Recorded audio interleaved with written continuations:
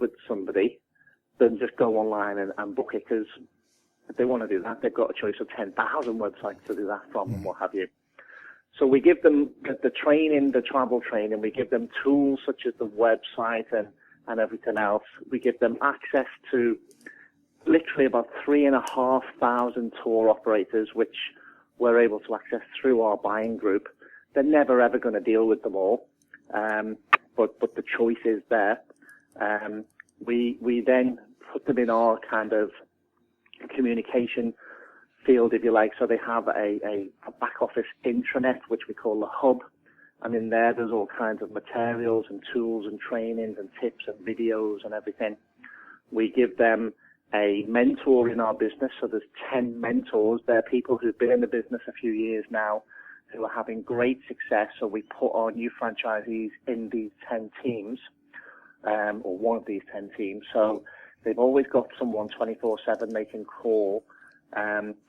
We also have our own support and trainers, but our trainers will tell people stuff which is maybe, conceptual, here's what can happen, or do this and this may happen, or whatever. Mm-hmm. The good bit about the mentors is they're doing it every day. They're the ones literally doing the job every day. So they basically say, look, just do this. Just do what I did at work. I know it works, and you'll have the same result type of thing. So we give them all of the tools in terms of online tools, and not just, I think there's a kind of a misunderstanding with people, or misinformation, that, travel today is just this online business. People just go online and book. The reality is they don't. They might go online and have a look around and do some research and what have you. But if it's not just like a straightforward flight or an easy hotel to book, most of the time people will speak with a travel professional, and that's where, our personal travel consultants win. So we provide, our little kind of saying, John, is we give them a Rolls Royce of a business. We'll provide everything they need to be successful. And what they do then is go on and speak about travel and find their customers. You can follow me on Twitter @holiday_hut. If you want to be comfortable on any flight, you need to buy the most expensive ticket. Or you could use the tips I'm going to be talking about later on in the show, when I tell you how to get the best available seat for your ticket. After all, nobody wants to sit next to the toilet on a 15-hour flight coming back from Mexico. Trust me, you don't. Anyway, we're talking about being your own travel agent with Paul Harrison from the Travel Franchise at the moment.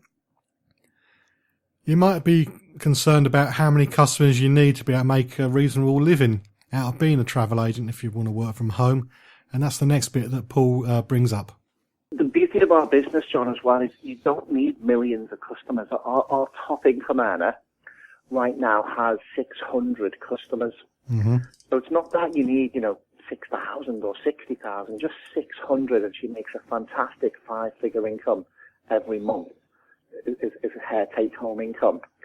And so because of that, this is a business of relationships. It is a business of just get out and tell people what you do, have them make an inquiry. The beauty of our business is we say that you're not selling anything. If somebody rings you because they want to book some travel, they're already sold. So we say you're just an assistant buyer. They're coming to you for your knowledge, your expertise, or they might be like me. They're time poor, so they just want you to do all of the searching and the spade work and come back with the alternatives and what have you.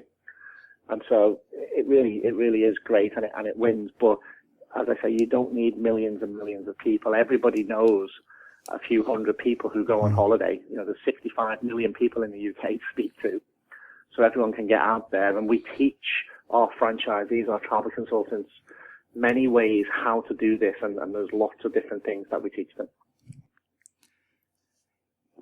So the personal touch is important. Other different travel things like as home working, you're not involved with, you just do the sailing, you don't do the ticketing. Do your franchisees do the ticketing and do all the paperwork, or do they just book the holiday and then some central office takes over? Yeah, we do everything for them. So, as you know, John, travel is an admin-heavy industry. It's regulated with ABTA and the CAA and what have you, and the admin is pretty tight and pretty intensive. So, how it works is when our travel consultant takes a booking, Everything is web-based, so they can do it, on the laptop we give them or their phone or computer, doesn't matter.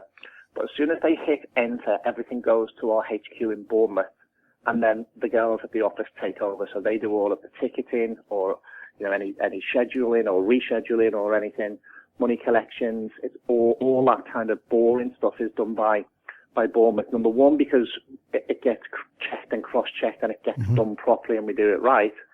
But number two, we want our travel consultants speaking to people and getting business rather than, signing letters and licking stamps and going to the post office 5 times a day. So it really works well, and our travel consultants love that bit of it.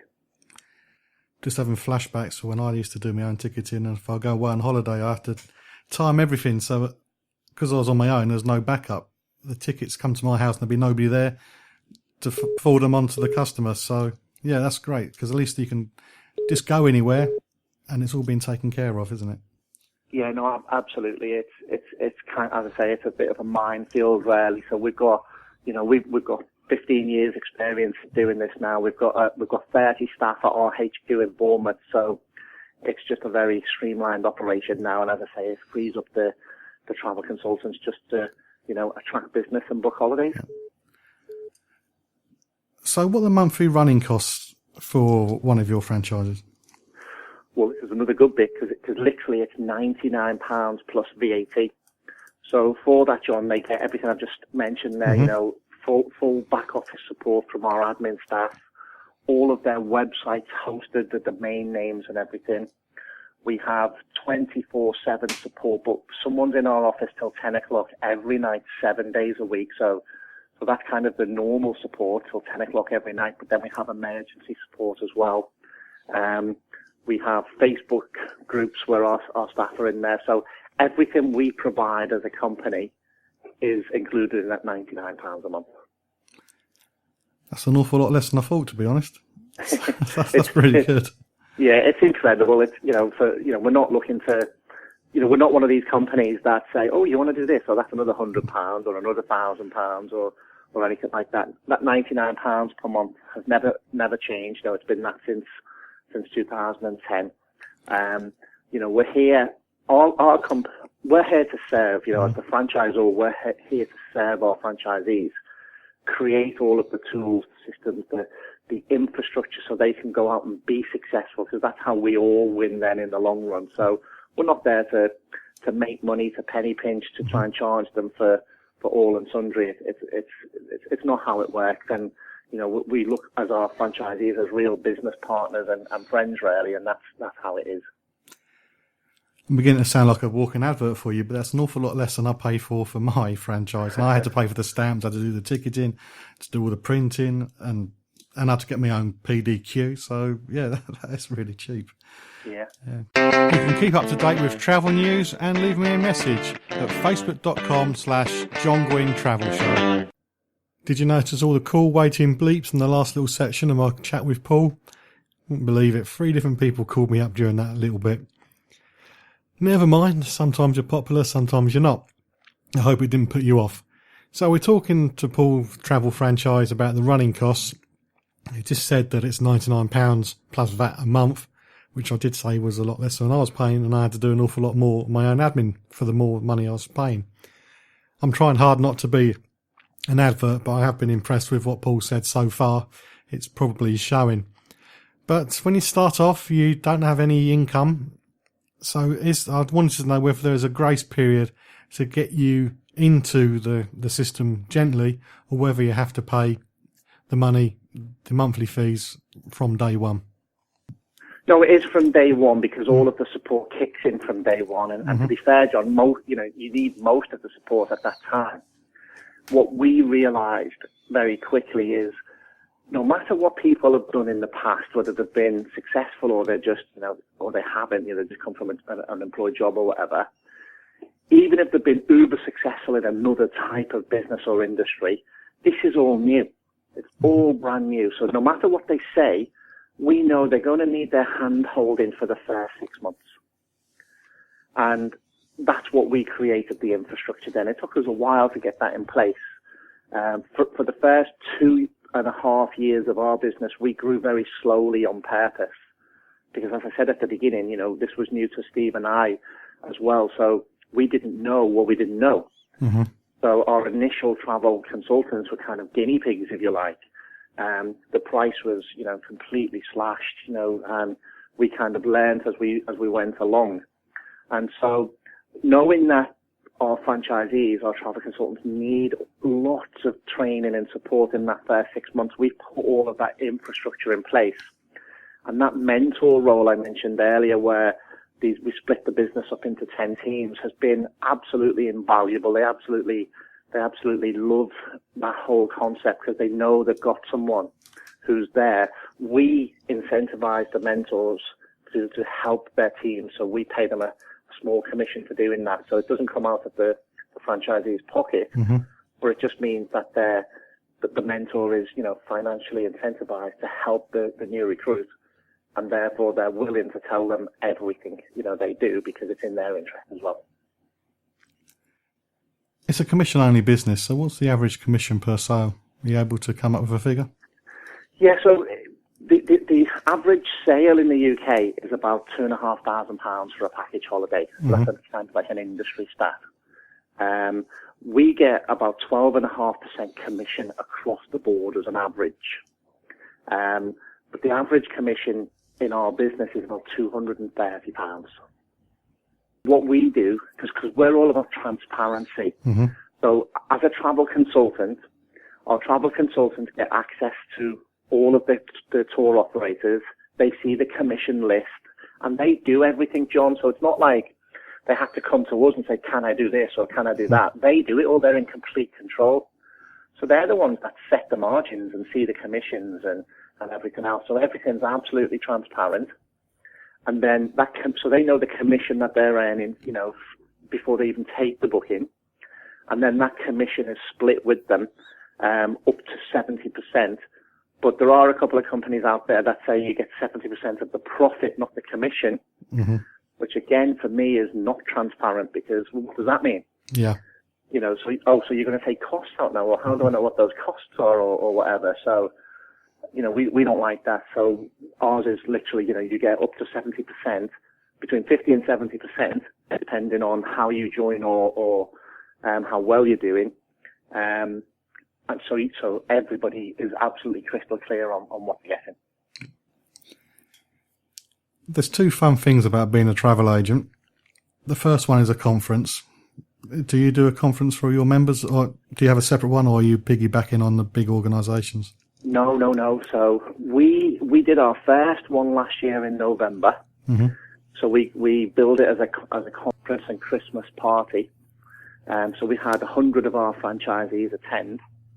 We had a great conference. We had a couple of guest speakers there. We had about 3 different trade tour operators there as well.